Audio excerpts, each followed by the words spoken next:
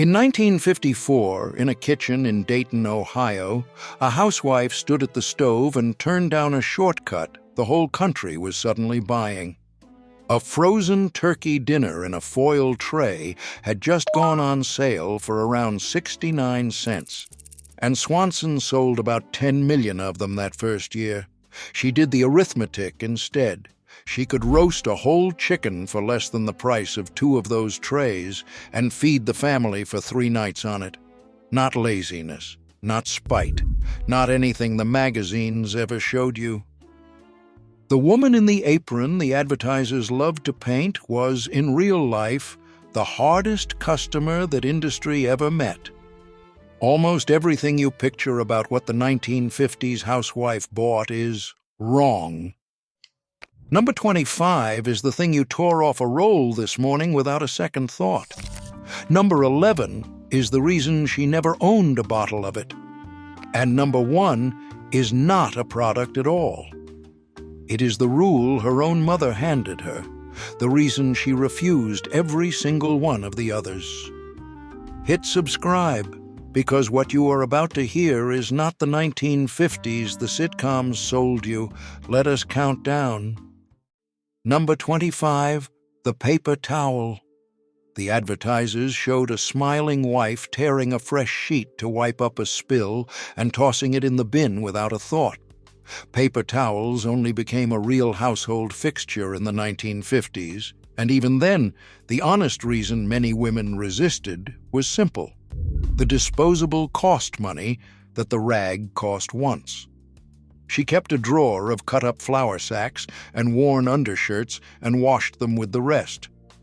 A roll bought and thrown away every week was money leaving the house in the trash, and she could see exactly where it went. Number 24, the paper napkin.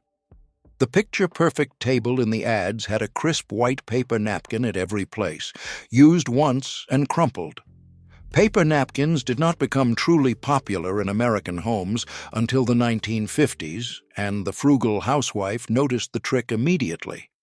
She had a set of cloth napkins that lasted for years, each one folded back into its own ring so she knew whose was whose between washings. The advertiser wanted her buying a stack every week forever. She bought cloth once and was done. Number 23, the cake mix. Betty Crocker put a box on the shelf and told her that scratch baking was drudgery she could finally escape. A cake mix cost around 29 cents in 1950, but a 5-pound bag of flour ran about 55 cents in that decade, and that bag made many cakes, not one. Flour, sugar, an egg, and a little baking powder came to a fraction of the box price per cake. She read the box, saw it was mostly flour and sugar she already had in the Hoosier cabinet, and put it back. Number 22, the TV dinner. The commercials showed a modern woman sliding a foil tray from the oven, and everyone delighted. At around 69 cents a tray in 1954, feeding a family of 5 that way cost real money for one supper. Consider that the average income of women who reported earnings that year was about $1,200. She was not going to spend a chunk of a working woman's day on frozen turkey when a pot roast, at around 43 cents a pound, stretched across 2 dinners and a soup. Number 21, bakery bread. The bakery aisle sold her a wrapped loaf and the idea that baking your own was old-fashioned. A loaf ran about 14 cents in 1950. Her homemade loaf, out of that 55-cent bag of flour, cost her a few cents in ingredients apiece. Say she bought 3 loaves a week. That is roughly 40 cents a week saved by baking, about $20 a year, and the house smelled like bread every Tuesday. The store loaf was convenience she could make herself for the price of an afternoon. Number 20, canned soup. The ads made a dime can of tomato soup look like a modern marvel, warm comfort with no work. A can was about 10 cents in 1957. She could simmer a pot from a few tomatoes, an onion, and milk she already had for less than that, and it fed the whole table instead of one bowl. She kept a can or two on the shelf for emergencies, but the everyday POT came off her own stove. The picture sold a can. She sold herself the recipe. Number 19, the salon perm. The magazines showed her under a dryer at the beauty parlor, pampered and set. Salon visits cost real money, which is exactly why the Tony Home Permanent, introduced in the 1940s, exploded in the 1950s as the cheaper answer. But the shrewdest women went one step further and had a neighbor or a sister set their hair for nothing, trading the favor back and forth. A perm done at the kitchen sink, awful smell and all, cost a fraction of the salon. The picture sold pampering. She bought the result and skipped the chair. Number 18, ready-made curtains. The home magazines photographed store-bought drapes and called them the mark of a modern house. She looked at the price tag, then at the bolt of cotton at the dry goods counter, and did what her mother did. She sewed them. Fabric by the yard, plus an evening at the machine, cost a fraction of finished drapes, and she could remake them when the room changed. The advertiser wanted her to buy the whole window dressed. She bought thread. Number 17, new clothes for growing children. The catalogs showed every child in a crisp new outfit each season. A little girl's dress ran from about $1.98 to $2.98 in 1950, and children outgrow everything. So she let 'ems down, passed the dress from the older girl to the younger, and turned worn trousers into patches. A family that bought every child a new wardrobe twice a year spent dollars that a family of hand-me-downs simply kept. The picture sold newness. She sold the same cloth 3 times over. Number 16, brand name coffee by the pound. The ads sang about the coffee break and the premium tin. A pound of coffee ran roughly 75 to 93 cents across the decade, one of the pricier things on her list. So she measured it by the careful spoonful, never the heaping scoop, and stretched the pot with chicory or a second, weaker brew from the same grounds. Shaving even a dime a week off the coffee tin was about $5 a year, quietly, without anyone at the table noticing. The picture sold indulgence. She sold discipline. Number 15, out-of-season produce in cans. The grocer stacked canned peaches and told her fruit in December was progress. It was at a price. She had spent August at the stove with a canning kettle, putting up the summer's cheap, ripe fruit into jars for pennies apiece. The store's canned peach cost money. Her own cost the fruit at its lowest summer price, plus a lid. The advertiser sold her convenience in winter. She had already bought it in July by the bushel. Number 14, the electric labor-saving gadget. The appliance ads promised a machine for every chore, the electric this, the automatic that. She weighed the price against the hand tool that never wore out and never ran up the electric bill. A hand crank, a good knife, a sturdy whisk did the job for a one-time cost. Every plug-in gadget was a purchase now and a charge on the meter forever after. The picture sold modern ease. She counted the second, hidden price the ad left off. Number 13, single-serving anything. The market began selling small portions dressed up as convenient. She saw immediately that you pay most for the packaging and the labor of dividing it. She bought the large sack of oats, the 10-pound bag of potatoes at about 53 cents, the big tin, and portioned it herself at home into jars. The small package always cost more per ounce. The advertiser sold her the illusion of just enough. She bought in bulk and divided it with her own 2 hands. Number 12, soda pop by the case. The bottlers made a nickel bottle of cola look like the taste of the good life. 5 to 10 cents a bottle does not sound like much until it is a case a week for a family.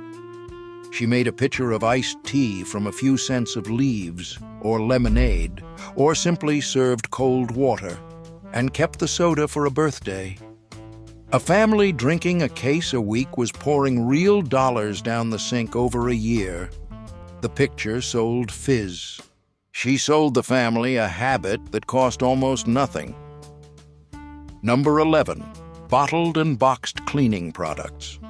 The commercials lined up a different bright bottle for every surface in the house. She kept a box of baking soda, a jug of vinegar, and a bar of soap, and cleaned the entire house with them.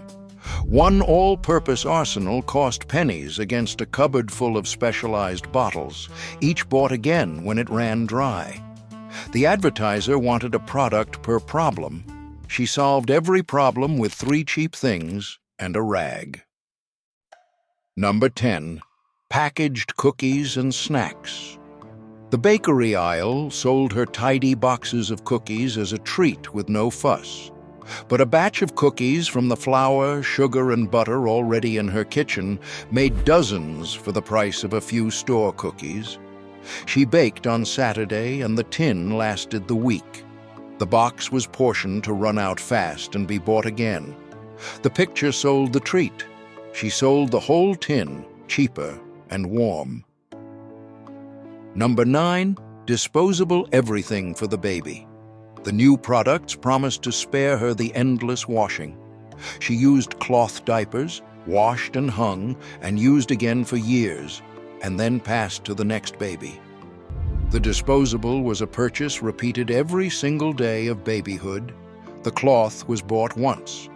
Multiply a daily throwaway across 2 or 3 years, and the arithmetic was brutal and entirely on her side. The advertiser sold relief from the laundry line. She kept the laundry line and kept the money. Number 8. Name brand over the store's own. The ads spent fortunes teaching her to trust the famous label. She turned the cans around and read that the store brand and the generic were near enough the same, always a little cheaper, as the price watchers of the day flatly noted. On a full cart, choosing the plainer label on a dozen items shaved real money off every trip. The picture sold the brand and the jingle. She bought the contents. Number 7. The second helping of meat. The magazines showed a groaning platter of roast at the center of every meal. Meat was the costliest line on her list. A T-bone ran over $1 a pound, so she made it the flavor, not the bulk. A pound of hamburger, about 51 cents in 1950, became a meatloaf stretched with bread and onion to feed 6. She served beans, at pennies a pound, and eggs, around 50 to 60 cents a dozen, as the protein between meat days. The ad sold the platter. She sold the family full on a fraction of the beef. Number 6. The new thing simply because it was new. The whole machine, the magazines, the sitcoms, the advertisers, ran on convincing her that last year's model, last year's dress, last year's kitchen was shameful. She refused the shame. She kept the good coat and reblocked the hat and kept the working icebox until it truly died.